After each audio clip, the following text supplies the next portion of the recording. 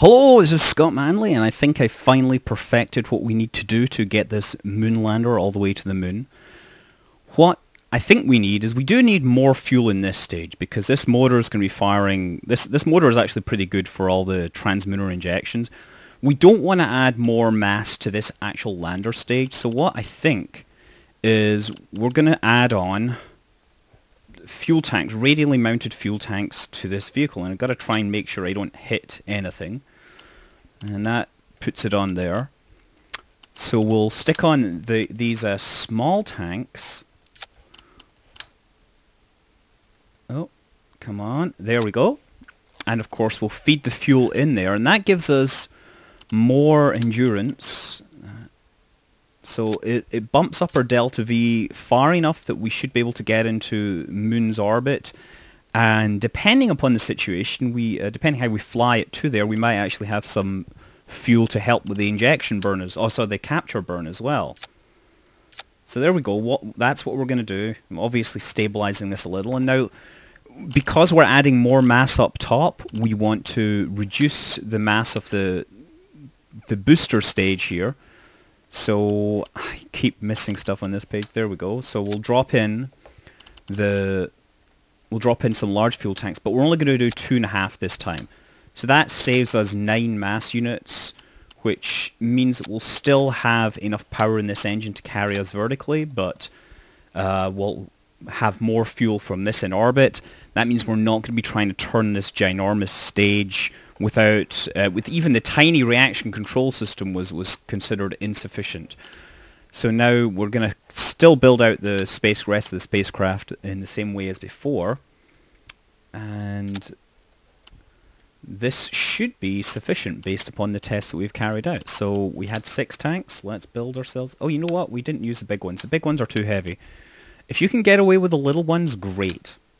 And the little ones actually help a little because they move the rockets slightly further out, which can actually help when you've got some dodgy collision mesh action going on. Dodgy mesh-on-mesh action. Oh yeah, full-on hardcore. Awesome. Yeah.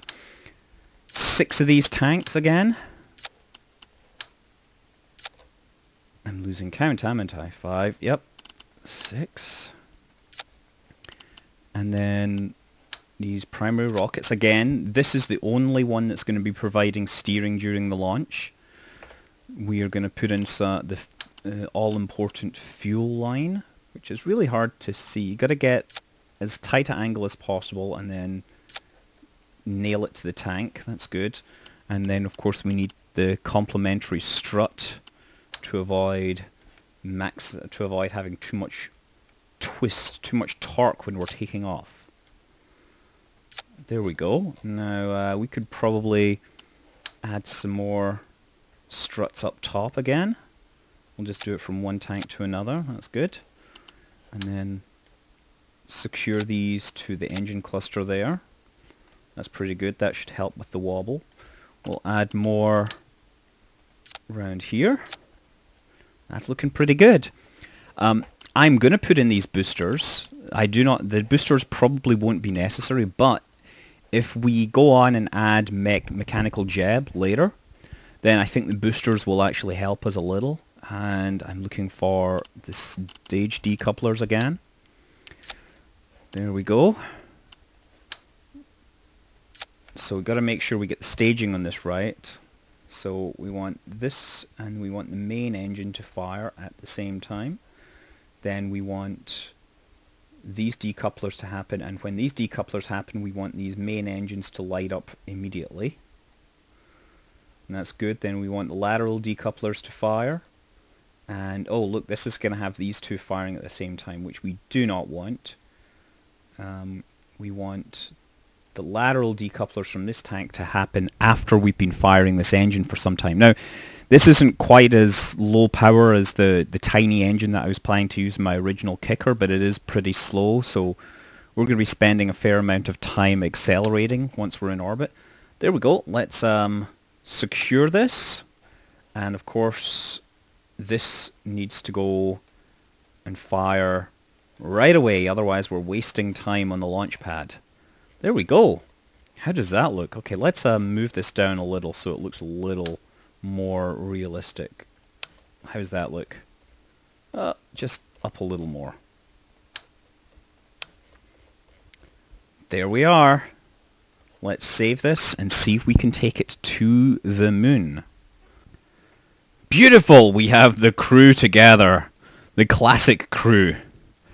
And look at the size of this monster. It's like almost as large as the launch tower itself. Well, no sense beating about the bush. We've completed all pre-flight checks. All staging is set. And yeah, and so is the food. Let's go. And there we go. Look at that. That's a third. The thrust on that is 3,200. That's 8. Oh yeah, let's try and turn a little. Let's try and get those. We're gonna turn a little as soon as we launch because I want to make sure that when I detach these solid rocket boosters that they don't immediately fall back onto the launch tower, because that would be unfortunate. There we go. We can take a look and see where they're falling. Gonna try and keep it on the mark though. We have plenty of fuel, so we can kind of follow a not perfect trajectory here. Well, it doesn't look like they hit the launch pad. All that's left is all that's showing on the launch pad tower is the pieces that are scaffolding that held us in place. But yeah, look at this thing go! That's a lot of power in that there.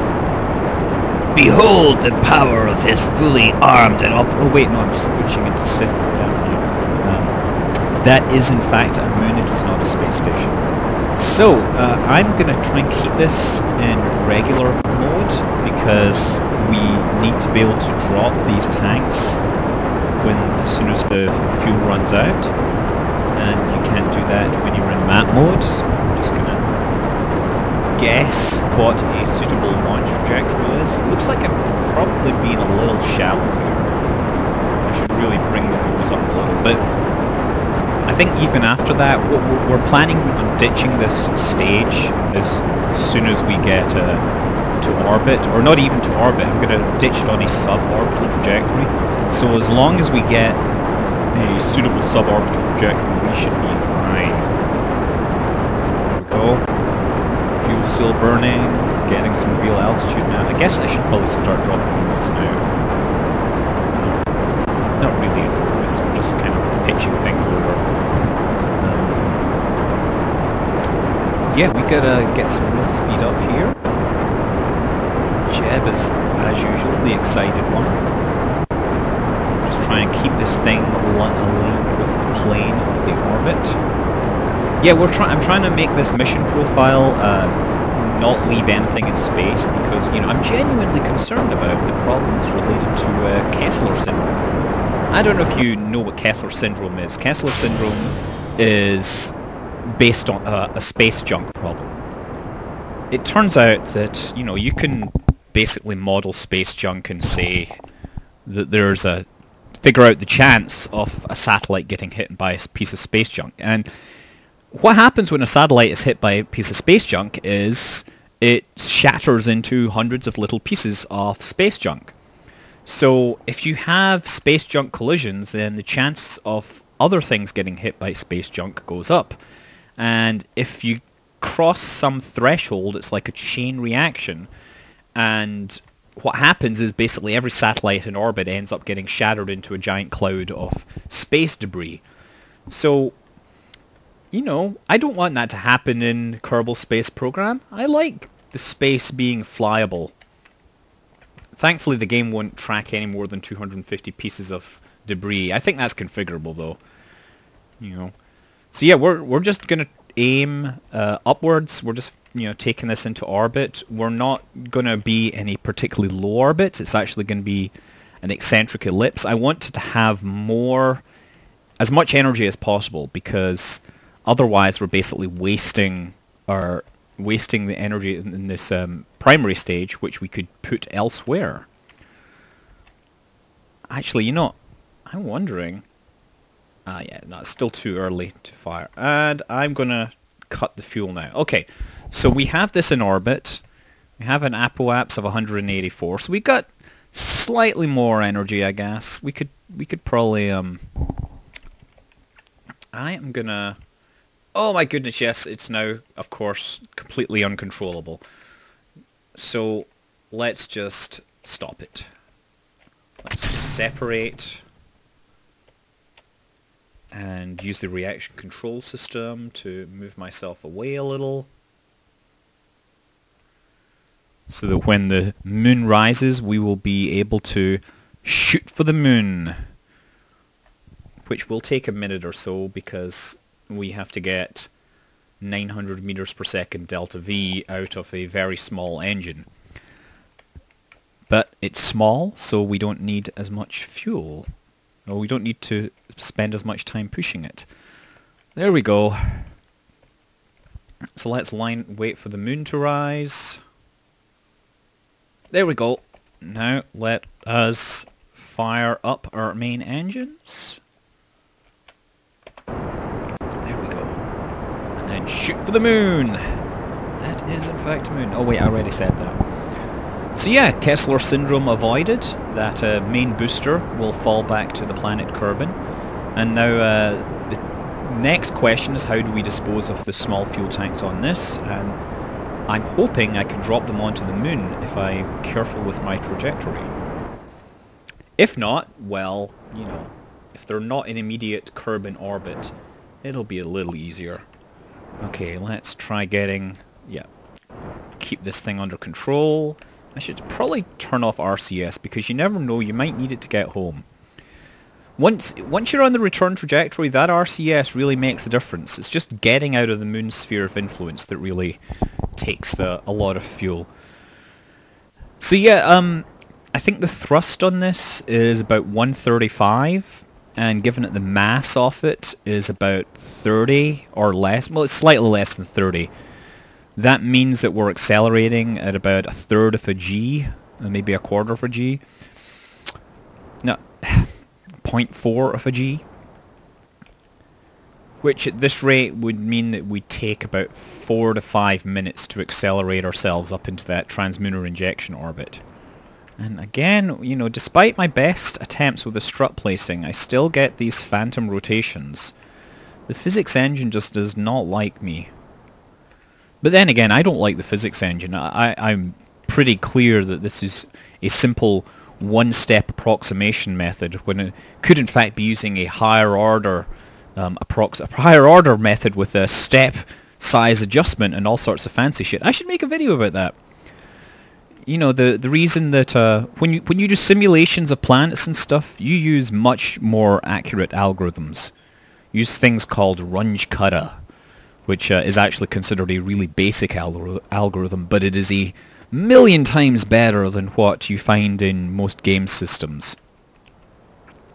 There we go, getting up to altitude, 750 meters per second. Our apogee is rising inexorably towards the moon's path, and we hope that it shall encounter it when it gets there. I'm standing by, ready to press the X key and kill the fuel velocity. Again, you know, normally you would approach this with a little more care, but I'm trying to verify that this will have enough fuel to complete the mission when the bug is fixed. So there we go. So we're flying up. Now that's a 400 kilometer orbit. So I guess I could actually fire a little more, because what I want to have is my natural orbit should bring the pieces down.